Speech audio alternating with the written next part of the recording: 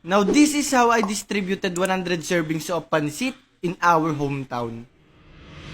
Siyempre, bago tayo makatulong sa ibang tao, kailangan muna natin magluto ng ibibigay natin. Kaya naghiwa na rin kami agad ng gulay at nilabas yung mga gamit namin.